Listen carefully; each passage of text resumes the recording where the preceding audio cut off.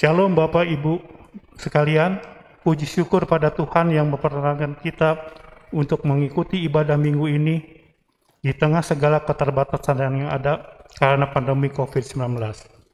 Mari mengikuti ibadah ini dengan hati yang teduh dan tertuju kepada Tuhan. Kami undang semua jemaat bangkit berdiri. Jemaat yang terkasih, pertolongan kita adalah di dalam nama Tuhan yang menjadikan langit dan bumi. Allah yang Maha Kasih, yang kasih setianya kekal sampai selama-lamanya.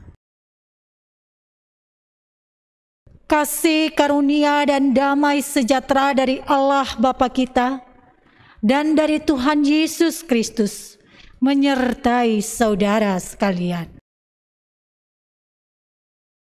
Mulia bagi Bapa.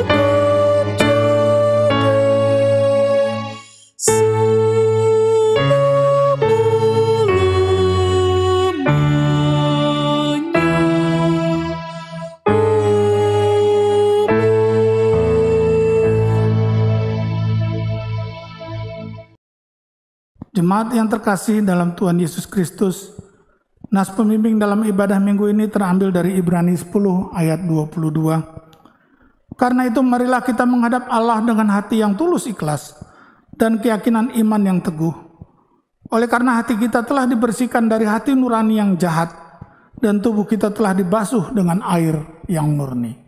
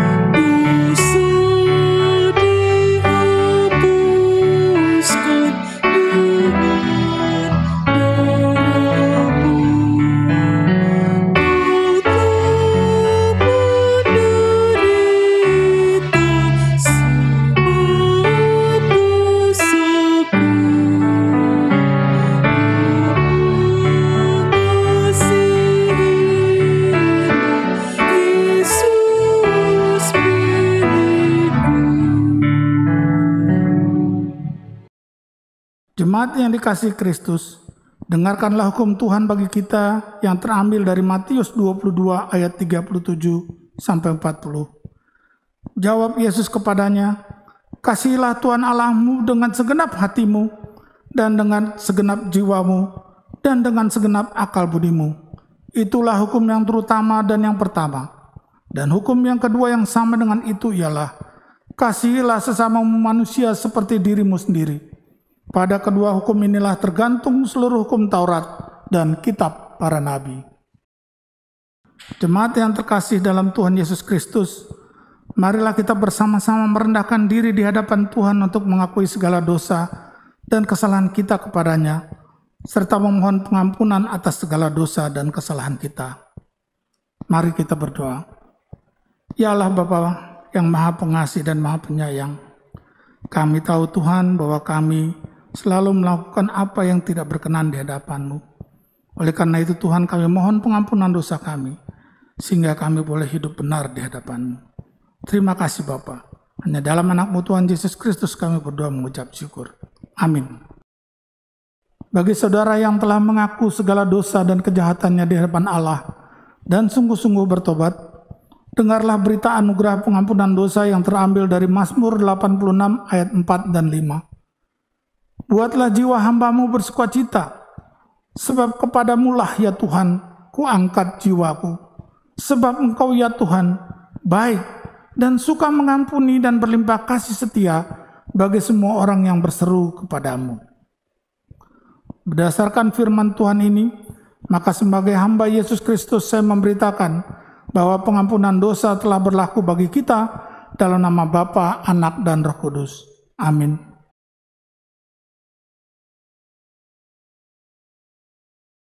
Marilah kita saling memberikan salam damai karena Tuhan telah mendamaikan kita.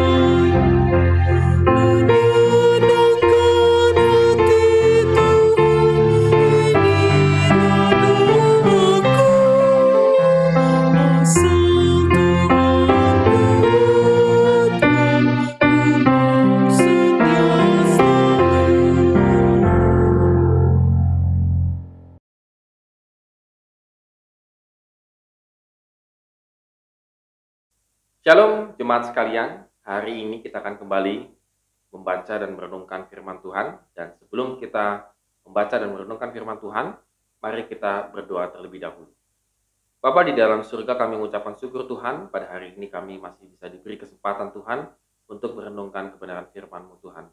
Tuhan, biarlah kebenaran firman-Mu Tuhan menjadi kekuatan dan pengharapan di dalam kehidupan kami, melakukan berbagai macam hal dan juga untuk menghadapi berbagai macam pergumulan kehidupan kami. Tolong kami Tuhan Yesus, biarlah kiranya Tuhan, Roh Kudus-Mu memimpin kami untuk memahami dan juga melakukannya di dalam kehidupan kami hari lepas hari. Terima kasih Bapa di surga, kami serahkan semuanya ke dalam tangan Engkau. Di dalam nama Tuhan Yesus kami telah berdoa dan mengucapkan syukur. Amin. Ya, jemaat sekalian, hari ini kita akan membahas satu tema, yaitu tulus atau bulus, yang diambil dari Markus pasal 7 ayat 1 sampai yang ke-23. Pada suatu kali serombongan orang Farisi dan beberapa ahli Taurat dari Yerusalem datang menemui Yesus. Mereka melihat bahwa beberapa orang muridnya makan dengan tangan najis, yaitu dengan tangan yang tidak dibasuh. Sebab orang-orang Farisi seperti orang Yahudi lainnya tidak makan kalau tidak melakukan pembasuhan tangan lebih dahulu, karena mereka berpegang pada adat istiadat nenek moyang mereka. Dan kalau pulang dari pasar, mereka juga tidak makan kalau tidak lebih dahulu membersihkan dirinya. Banyak warisan lain lagi yang mereka pegang, umpamanya hal mencuci cawan, kendi, dan perkakas-perkakas tembaga. Karena itu, orang-orang Farisi dan ahli-ahli Taurat itu bertanya kepadanya, "Mengapa murid-muridmu tidak hidup menurut adat istiadat nenek moyang kita, tetapi makan dengan tangan najis?" Jawabnya kepada mereka, "Benarlah nubuat Yesaya tentang kamu, hai orang-orang munafik. Sebab ada tertulis, bangsa ini memuliakan aku dengan bibirnya, padahal hatinya jauh daripadaku. Percuma mereka beribadah kepadaku, sedangkan ajaran yang mereka ajarkan ialah perintah manusia. Perintah Allah kamu abaikan untuk berpegang pada adat istiadat manusia." Yesus berkata pula kepada mereka, "Sungguh pandai kamu mengesampingkan perintah Allah, supaya kamu dapat memelihara adat istiadatmu sendiri. Karena Musa telah berkata, hormatilah ayahmu dan ibumu, dan siapa yang mengutuki ayahnya atau ibunya harus mati. Tetapi kamu berkata, kalau seorang berkata kepada bapak atau ibunya, apa yang ada padaku yang dapat digunakan untuk pemeliharaanmu, sudah digunakan untuk korban, yaitu persembahan kepada Allah. Maka kamu tidak membiarkannya lagi berbuat sesuatu pun untuk bapaknya atau ibunya. Dengan demikian, firman Allah kamu nyatakan, tidak berlaku demi adat istiadat yang kamu ikuti, dan banyak hal lain seperti itu yang kamu lakukan." Lalu Yesus memanggil lagi orang banyak dan berkata kepada mereka, "Kamu semua dengarlah kepadaku dan camkanlah. Apapun dari luar yang masuk ke dalam seseorang tidak dapat menajiskannya. Tetapi apa yang keluar dari seseorang itulah yang menajiskannya.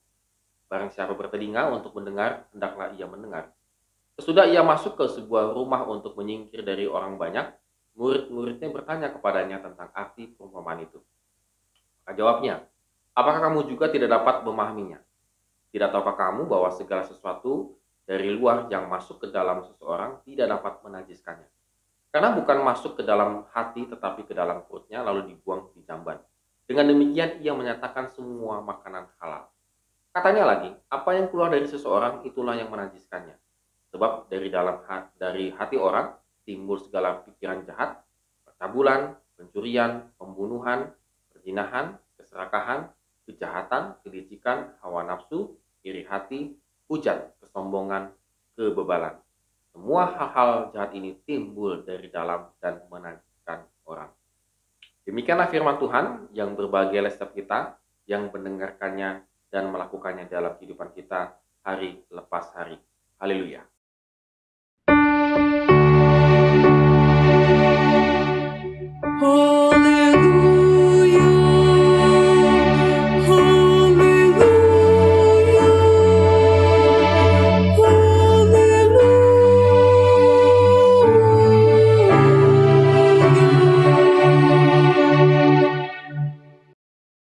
Jemaat sekalian, kalau kita perhatikan di media sosial, platform itu kan banyak sekali ya. Sekarang itu ada Facebook, ada Instagram, ada YouTube, ada TikTok, ada macam-macam lagi gitu ya dalam platform media sosial. Orang bebas sekali untuk mengekspresikan apapun yang ada di media sosial tersebut. Tapi di sisi yang lain, jemaat sekalian, kita bisa melihat bahwa percekcokan, begitu boleh saya bilang sih, hal-hal negatif yang muncul dari media sosial itu sangat banyak sekali. Salah satunya adalah ya seringkali kita melihat tuntut menuntut begitu ya. Karena mengupload sesuatu, menuliskan status sesuatu atau berkomentar sesuatu, maka ujung-ujungnya adalah masalah hukum. Jadi kita bisa ngebayang bagaimana orang itu akhirnya saling serang menyerang di media sosial satu dengan yang lainnya. Apalagi ditambah dengan netizen. Ya, netizen ini sungguh luar biasa. Karena netizen ini akan memperhatikan setiap update statusnya orang-orang yang terkenal, selebriti, dan juga orang berpengaruh.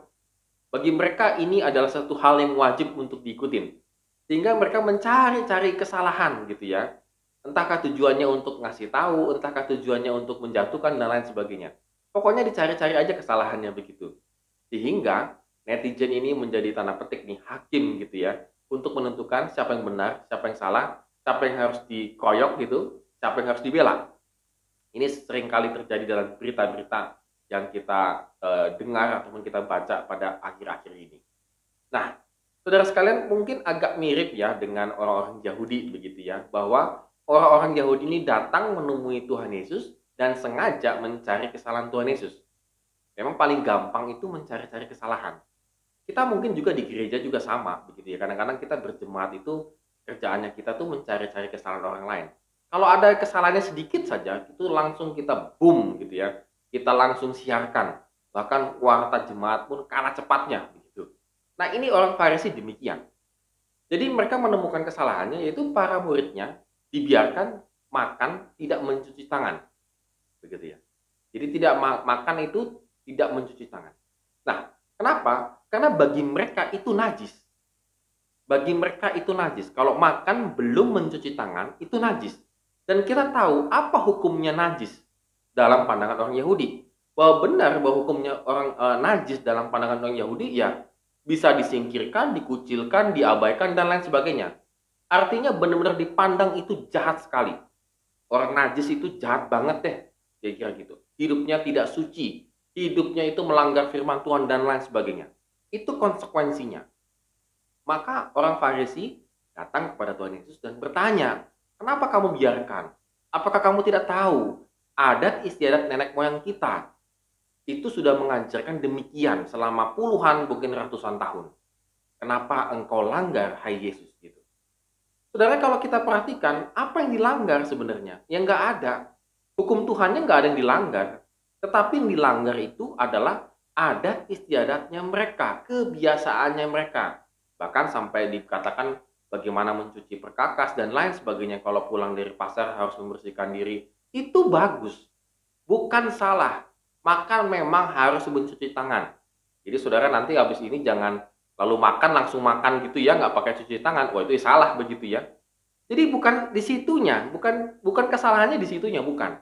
Mencuci tangannya bagus, membersihkan diri, apalagi saat ini prokes dan segala macam.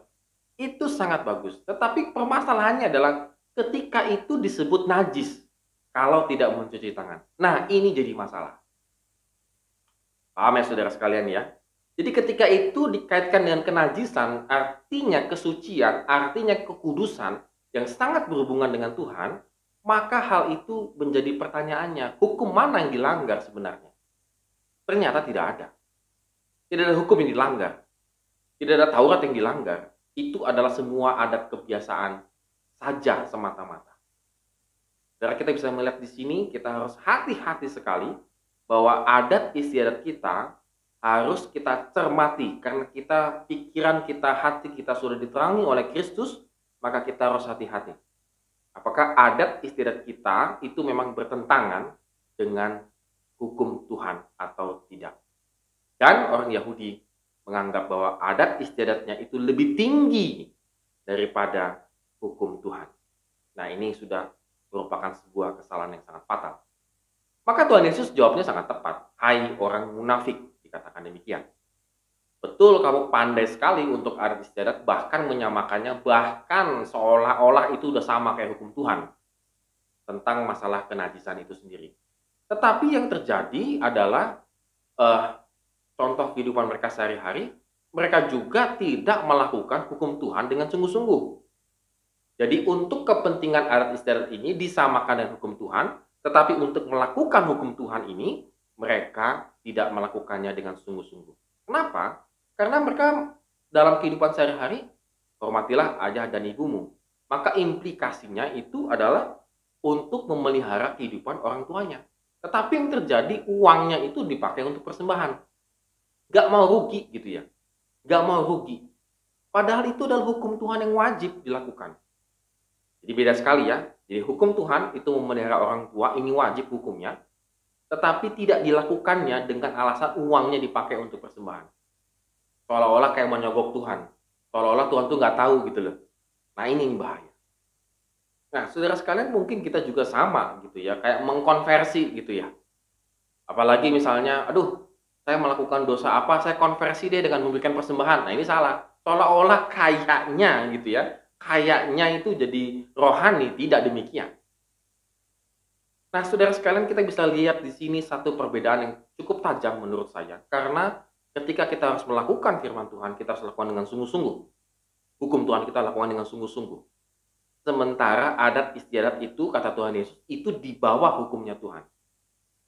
Misalnya kalau Bapak Ibu mau arisan di hari Minggu. Lalu kita bingung, ibadah dulu atau nanti dulu. Nah, gitu ya. Kalau memang ada jam sore ibadah masih enak begitu ya. Setelah arisan ibadah begitu. Tetapi yang terjadi sebenarnya harusnya adalah ya ibadah dulu baru arisan. Misalnya begitu ya. Mau apapun itu lakukanlah dulu, ya ibadah dulu kepada Tuhan, baru kita melakukan hal-hal yang lain. Jangan dibalik begitu. Adatnya dulu baru nanti ibadahnya. Ini sederhana, saudara sekalian. Ini sederhana, tetapi ini terjadi dalam kehidupan kita hari lepas hari. Atau misalnya lagi, mungkin yang mau menikah menentukan tanggal yang tepat.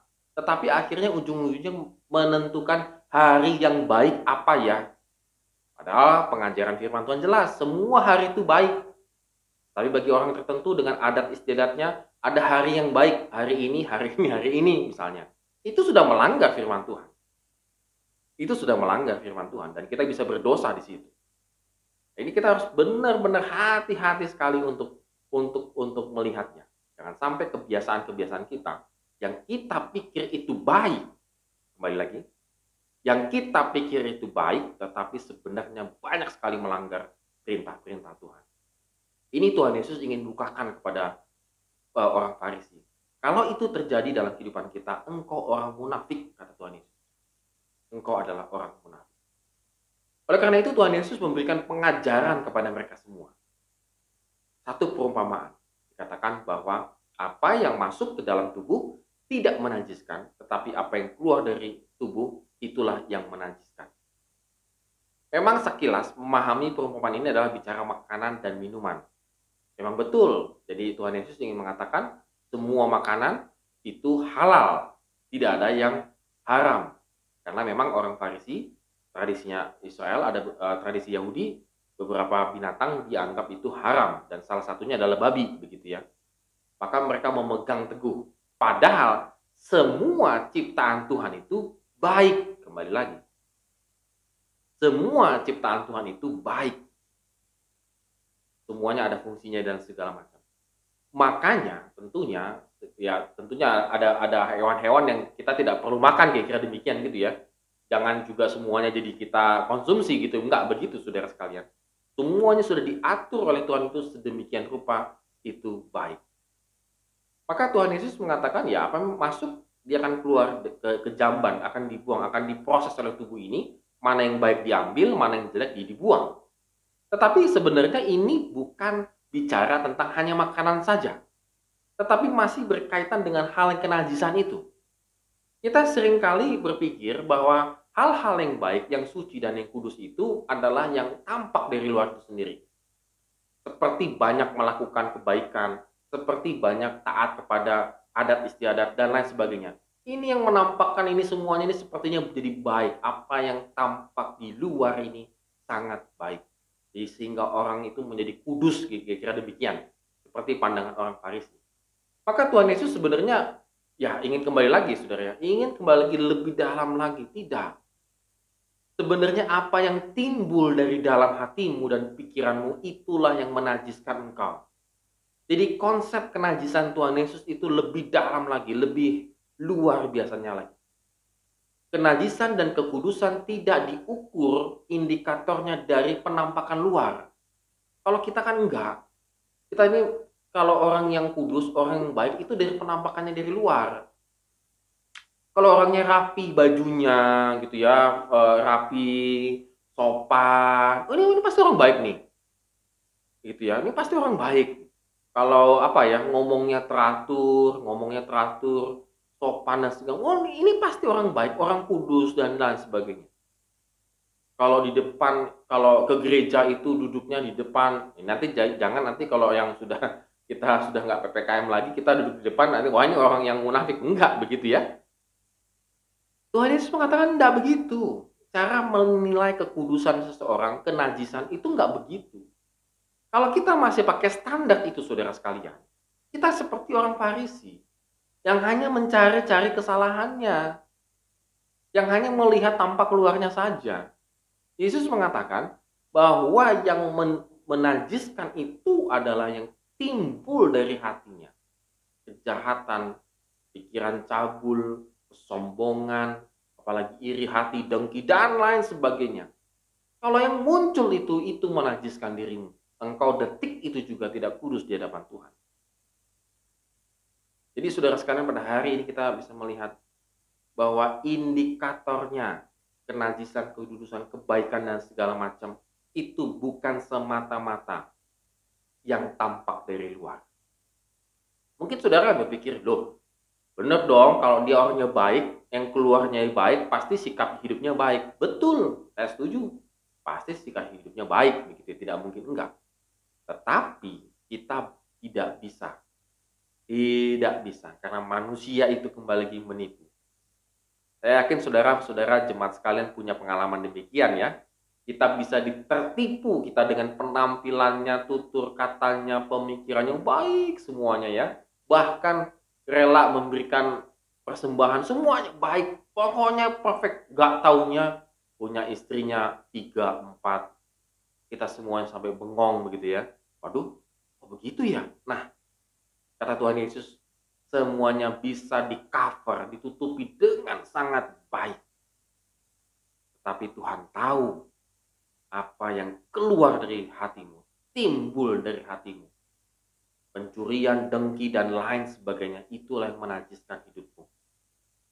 Cara hidupmu, berpakaianmu, dan statusmu, dan segala macam, kata Tuhan Yesus, tidak bisa menutupi itu di hadapan Tuhan. Mungkin di hadapan manusia tahu, kita tahu, maksudnya kita tidak tahu. Tapi di hadapan Tuhan, kata Tuhan Yesus, tidak bisa. Tuhan tahu apa yang dalam hati kita dan pikiran kita.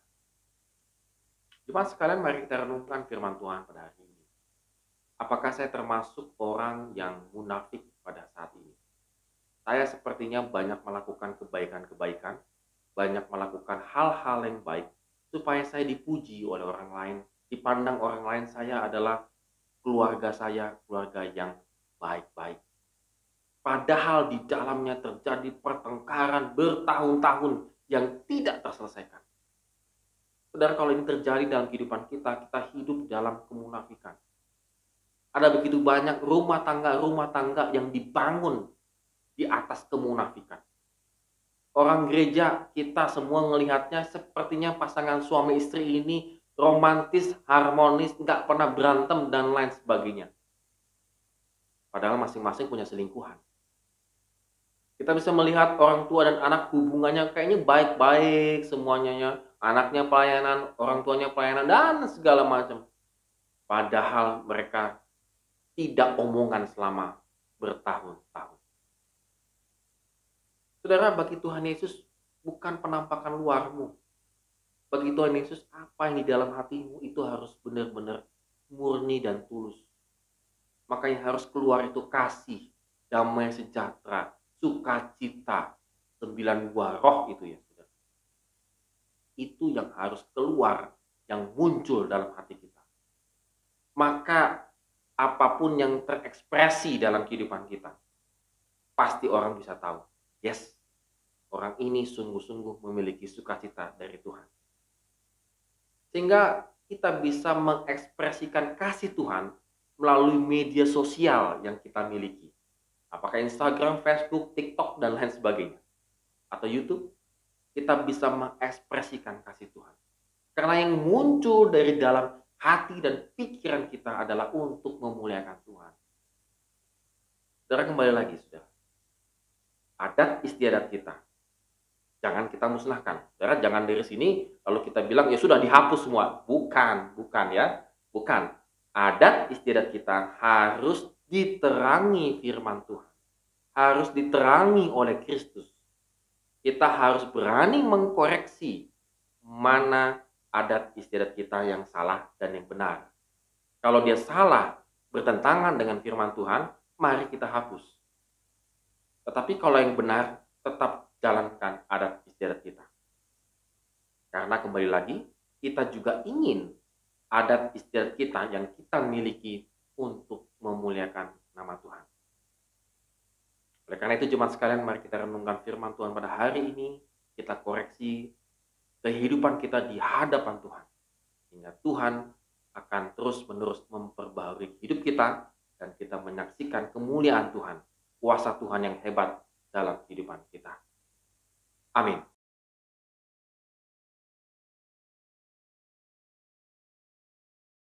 Umat kekasih Kristus bersama dengan gereja dari segala abad dan tempat, marilah kita mengikrarkan pengakuan iman kita sesuai dengan pengakuan iman rasuli, dengan mengatakan, aku percaya kepada Allah, Bapa yang Maha Kuasa, Khalik langit dan bumi, dan kepada Yesus Kristus, anaknya yang tunggal Tuhan kita, yang dikandung dari Roh Kudus, lahir dari anak darah Maria, yang menderita di bawah pemerintahan Pontius Pilatus, disalibkan, mati dan dikuburkan, turun ke dalam kerajaan maut, pada hari yang ketiga bangkit pula dari antara orang mati, naik ke surga, duduk di sebelah kanan Allah Bapa yang Maha Kuasa, dan akan datang dari sana untuk menghakimi orang yang hidup dan yang mati.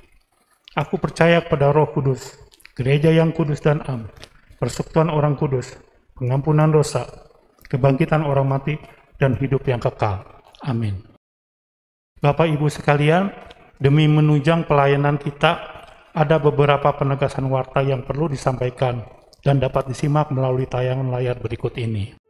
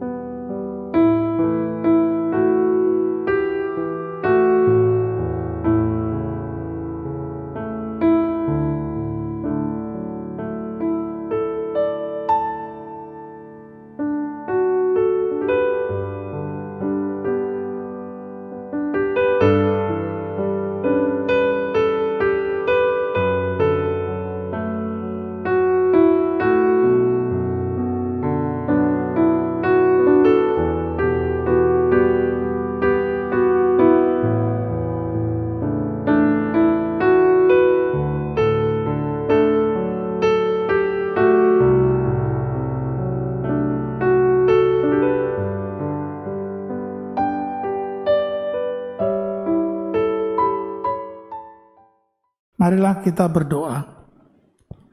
Ya Allah Bapa kami yang bertata dalam kerajaan surga, Allah yang kami kenal dalam Tuhan kami Yesus Kristus, kami memohon pertolongan Allah atas setiap ibadah yang berlangsung di Kartini, baik ibadah umum maupun ibadah kategorial, agar terus menjadi ibadah yang berkenan di hadapan Allah, dan jemaat mengalami pertumbuhan iman melalui sesuai visi dan misi gereja Kristus Kartini. Kami juga memohon agar Tuhan menolong jemaat dalam setiap masalah hidup yang dihadapi. Ekonomi, studi, pekerjaan, masalah sakit penyakit, masalah rumah tangga, sehingga jemaat mengalami kekuatan, memiliki hikmat, dan dibukakan jalan keluar atas masalah yang ada. Kami juga mau berdoa untuk 9 suku rumpun Lampung, Sumatera Selatan, yaitu Daya, Kayu Agung, Komering, Lampung Abung, Lampung Pesisir, Lampung Pubian, Lampung Sungkai, Lampung Waikanan dan Ranau, agar semakin banyak yang menerima kebenaran dalam Kristus.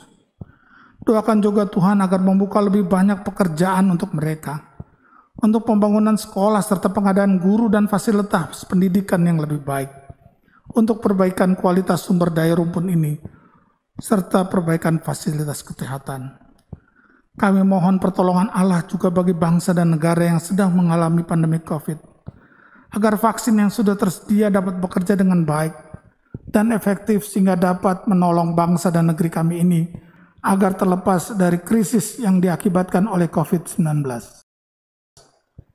Kami juga mau berdoa untuk jemaat yang sakit atau dalam masa pemulihan, beserta keluarga yang mendampingi. Kami mau berdoa untuk Ibu Sudibyo, Bapak Husen dan Ibu Amas, Ananda Eki Mardianta, Ibu Chu Sanyo, Bapak Tatang S, Ibu Siti Hasibuan, Ibu Berta, Ibu Diana, Bapak Setiabudi Brata Halim, Bapak Frederick Suryadi, Ibu Mariam Nata Saputra, Ibu Ancelunin, Bapak Kiki, Ibu Lim Gwilan, Bapak Andreas Wiryawan, Ibu Lalan, Bapak Suntek, Bapak Ardan, Ibu Komelesari, dan Ibu Eni. Itulah doa syafaat kami kepadamu Tuhan. Karena Tuhan berkenan dan menjawab doa kami. Terima kasih Bapa. Hanya dalam anak-Mu Tuhan Yesus Kristus kami berdoa dan mengucap syukur. Amin. Jemaat yang terkasih, dengan penuh sukacita dan kerelaan, marilah kita memberikan persembahan syukur kepada Tuhan sebagai ungkapan rasa syukur kita atas segala berkat yang telah Tuhan nyatakan dalam kehidupan kita. Walau di tengah situasi yang sulit saat ini, persembahan bisa dilakukan dengan dua cara, yaitu secara virtual dengan mengirimkan ke rekening BP Gereja Kristus Kartini seperti tertera di layar, atau memasukkannya ke dalam kotak persembahan yang tersedia di depan pintu gereja di setiap hari Minggu dan hari biasa. Mari kita memberikan persembahan dengan mengingat firman Tuhan dalam 2 Korintus 9 ayat 12. Sebab pelayanan kasih yang berisi pemberian ini bukan hanya mencukupkan keperluan-keperluan orang-orang kudus, tetapi juga melimpahkan ucapan syukur kepada Allah.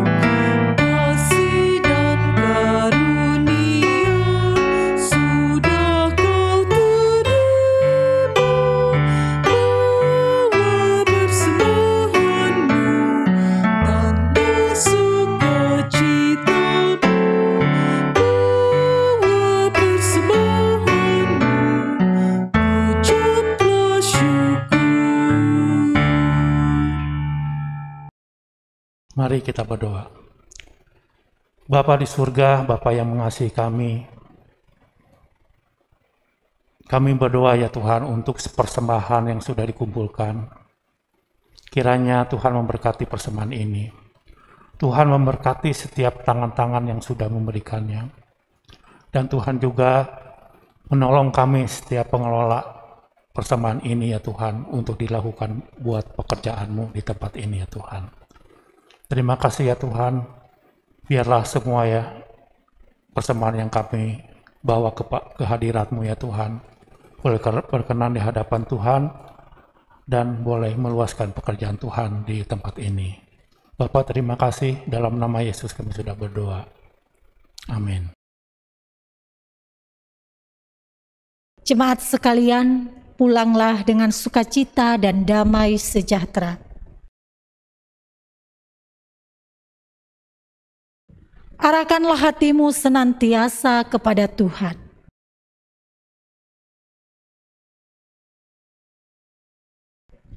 Jadilah saksi Tuhan yang setia.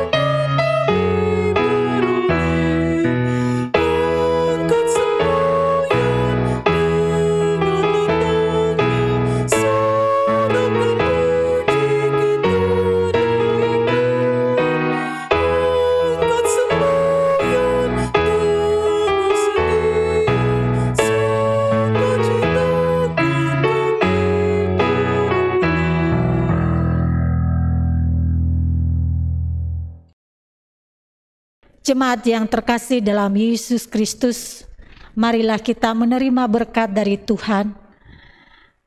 Kasih karunia Tuhan Yesus Kristus dan kasih Allah Bapa serta persekutuan dengan Roh Kudus menyertai kamu sekalian dari sekarang sampai selama-lamanya. Amin.